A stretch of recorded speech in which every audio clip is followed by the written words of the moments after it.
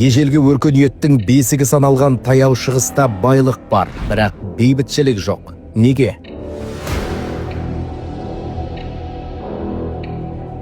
Прокси әскер ретінде өзінің геополитикалық па, сол жердің байлығы үшін ба, өз саясат үшін мұсылмандарды қолданады. Шейхтарының басы піспейтін мәселе бұл шәкірттерінің көрініс табады.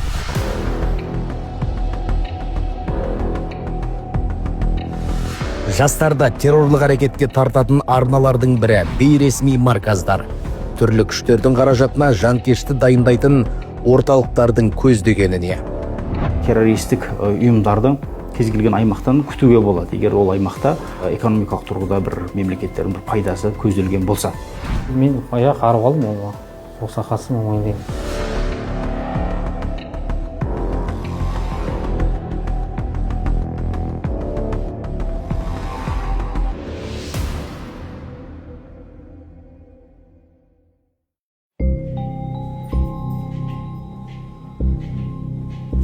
Бақтияр Ыбыраев Астана қаласында дүниеге келген, ал Ринат Иманқұлов Ақтөбе облысының тумасы. Бұлар бір-бірін танымайды, діни білімдері де жоқ. Екеуі де өңірде жүріп интернеттегі псевдо шейхтарды тыңдаған. Солардың араб тілін тегін үйретеміз деген әуезді жарнамасына иланған, сөйтіп Мысырға аттанған. Светский мемлекетте емес, мен 100% шариғи мемлекетті тапқым келеді деп туристический путевкам кетті ғой. 2007 жылы мен Мысырға бардым. Каир қаласында оқуға бастадық, енді виза бір айдан кейін бітеді. Оны кейін жалғастыру керек. Оны жалғастыру үшін бір жерге оқуға түсу керек. Ол жай марказ емес, ол Ал-Азғар болу керек. Біз барып оған официально түстік, нулевой курсына. Сол үшін не берді? Визамызды ұзартты. Тағы 4 айға ма есімде жоқ. Мен оған жерге оқуға түстім, тек қана сол прописка үшін. Тілді көбісі марказдардан алады. Заңсыз марказдар көп. Егер ол жерде садақа ізденбесе, мешіттерден барып сұраса, андан-мындан табуы мүмкін. Ақшаны тамақпен, немен көмектесуі мүмкін.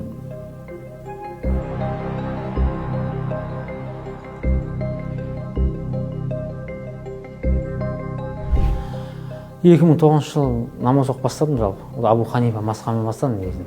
Мен имамдардан бөлек мешіт жамағаты ғой енді. Мешітке ондай мешітке келеді обязательно, бірақ басқаша оқиды. Оларға қызығушылық пайда болып, олар кімдер деген сияқты. Мен солардың ықпалымен өзім фанатизм деймін, сонымен кетіп қалдым.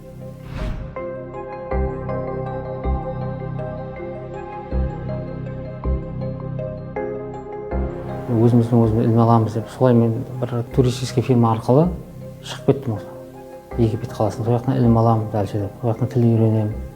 Ары қарай Саудия мемлекетіне барып ілімді араластырамын деп, солай кеткен адаммын негізі. Бірақ та барған кезде Ал-Асқарға түсетін ой болды, жалпы Ал-Асқарға.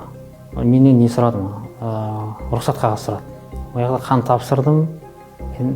Сосын сол кезде как раз 2013 жылғы көріп, ол кезде оған 2013 жылға дейін Қазақстанда рұқсатсыз қабылдау керек екен Ал-Асқар. 2013 жылы заң өзгеріп, муфтияттан қағаз керек болды. Ол қағазды мен ала алмадым, сол себептен түсе алмадым Ал-Асқарға. Тек қана араб тілін үйрететін марказ болды ол. Тек қана араб тілі, басқа ештеңе жоқ. Алибана деген марказ. Ұстаздар сол местный, 3 негіз деген, 10 қағида деген кітаптарды оқып кеттім. Таяу шығыста араб тілін үйрететін курстарды марказ деп атайды. Бұндай орталықтардың діни білім беруге лицензиясы жоқ. Түрлі күмәнді топтардың қаражатымен қызмет етеді. Мемлекет бақылауынан тыс болғандықтан тасадағы құдіреттілердің тапсырысын орындайды. Өз убеждениемді өз-өзіме дәлелдеу үшін адам тоже зейнет екен. Өзінің пікірімен сәйкес адамдармен сөйлеседі. Жастардың көбісі енді кішкене басқаша намаз оқиды, кейбір мысалы қимылдары басқаша. Жақындап сұрайсың, неге сен қолыңды көтере бересің, неге әминді дауыстап айтасың деп. Ол енді тағы бір ловушка. Олар айтпайды, бұл да бір пікір бар деп. Мысалы бір Шафи Ханбали мазхабында солай істейді деп айтпайды, олар бұл сүннет дейді. И автоматически адам екінші ловушкаға түсіп қалады. Қандай? Ол ойлайды, так, егер намазға болса, мынау сүннет болса, значит намазға сүннетке сәйкес емес болып тұр ма? Уже сомнение болып қалады, ол уже ловушка, түсінесіз ба?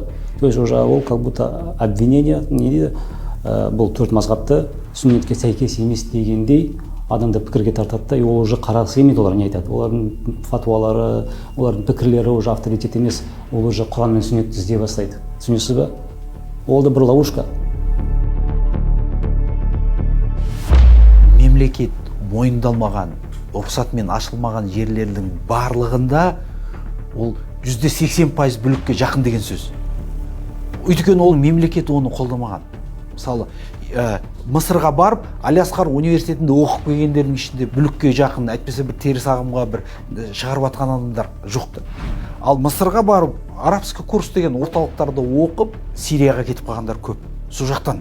Ол жерде аңдып отыр ғой. Негізі бұл әлемдік жүйе ғой. Ол былай айтқан кезде жастарды теріс ағымға алып кету деген арнайы бағдарламалар бар олардың. Бейресми марказдағы жастарды арбап, Сириядағы қан құйлы қақтығысқа тартқандардың бірі мұсылман бауырлар халықаралық террористік ұйымы. Қозғалыс 1928 жылы Мысырда құрылды. Штаб-пәтері Каир қаласында орналасқан. Саяси амбициясы бар. Мақсаттары халифат орнату. Жақтастарын төңкеріс ұйымдастыруға мәжбүрлейді. Қарулы джихадқа итермелейді. Мысырдың саяси тұлғаларына қастандық жасап, талай жерді қан сасытты. Әлемнің көптеген елдері бұларда қара тізімге енгізді. Қазақстанда да мұсылман бауырлар ұйымы жоғарғы соттың шешімімен 2005 жылы террористік деп танылып, қызметіне тыйым салынды.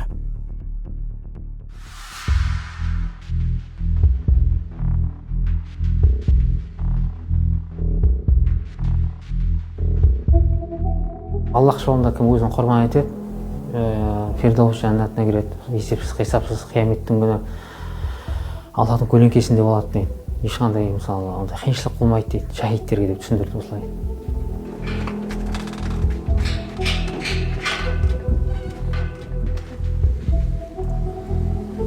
Ол жерге барған адам анық біледі, ол жерде соғыс болып жатқанын. Және де біздің сенімімізде ол фарыз деп біз есептедік.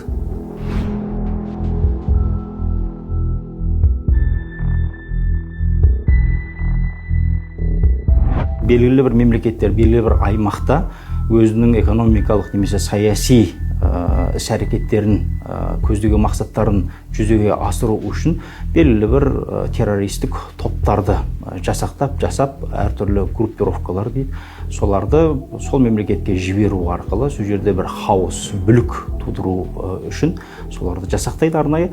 Бүлік туғаннан кейін не істейді? Аймақтағы қауіпсіздікті сіздер қамтамасыз ете алмайды екенсіздер.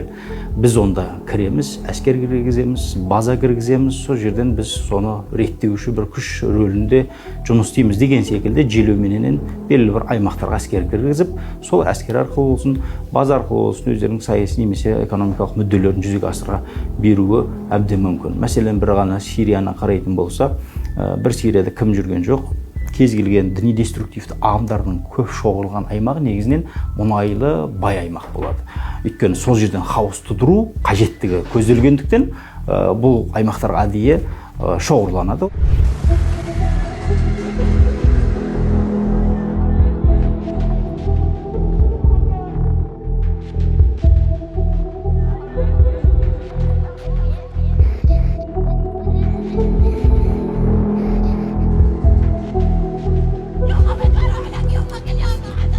Дін мәселесі бұл жыл өткен сайын күрделеніп келе жатыр.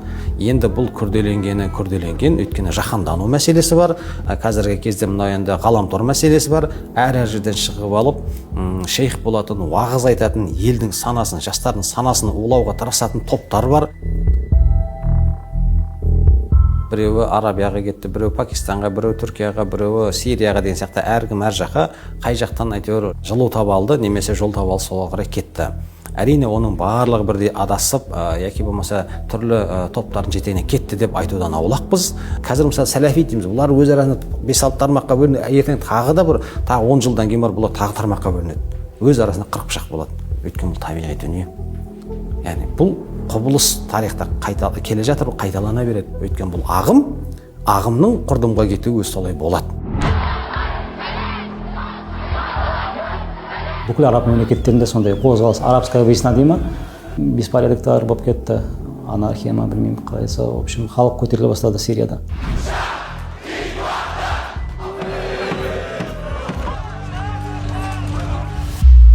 исламский государство деп өзі ол мынау мемлекет мынау жай жамаат емес мынау дауле дегендей бұл мемлекет деп өзін жариялады ғой енді кейін 14-те халифат деп жариялады. Не үшін енді ол да реклама.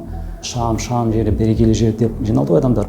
Иракқа қаласы, Иракқа жақын жерлер, ол шекара Иракпен. Және де бір екінші жер ол ең газ бен мұнайға бай жер екен. Оны біз барасын көрдік. ИГИЛ сол жаққа қарай тарта бастады. Сол кезде енді ИГИЛдің жерін курдтар ала бастады. Енді шахматқа ойын сияқты былай қараса, қазір қарасаң Бағдади мысалы кім деп сұрақтар пайда болды. Ешкім оны көрген жоқ мысалы үшін. Күмән, адамдарда күмән пайда болды.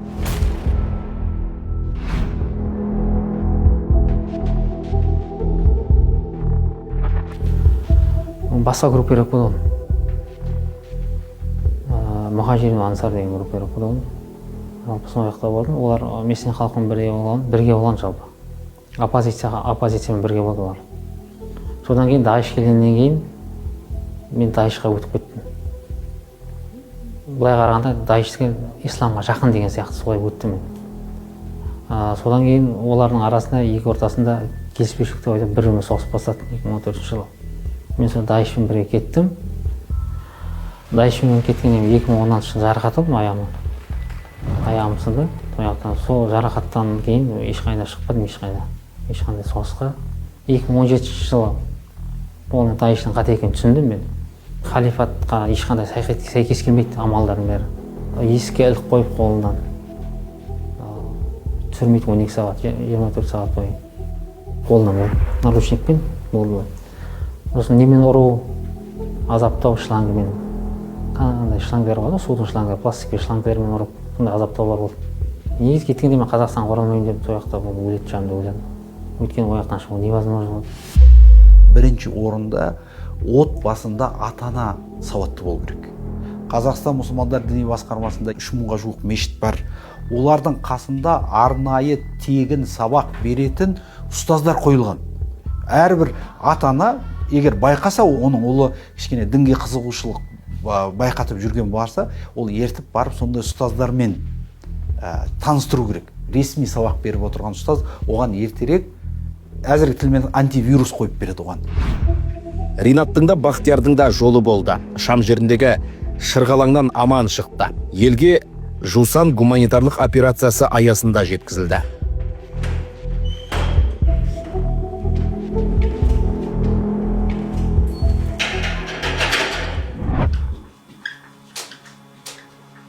Жалпы мына жердегісінің біз қазір сызып бердік мысалға, соның барлығы қазір кезде болып жатқан бауырлардың арасында бір кемшілік бар. Мен сонымен жүремін. Мақсат ол жерде олай емес. Біз көбіне айтамыз мысалы бауырларға да бізге керегі қазіргі кезде бізге кітап оқу керек болады. Кітапта барлығы жазылған.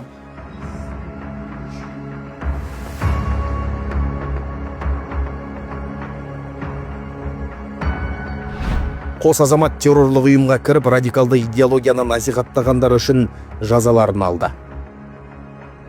Псевдосалафизм ағымы дәстүрге қарсы ата-ана мен баланың ортасын ажыратады. Ұлтқа жасалып жатқан бірден бір қылмыс.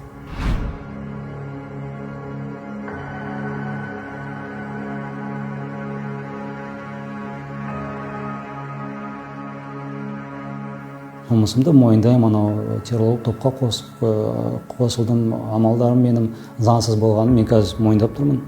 Мұсылман бауырларыма айтатыным, біз үшін қазақ үшін осы Қазақстаннан басқа артық мемлекет жоқ.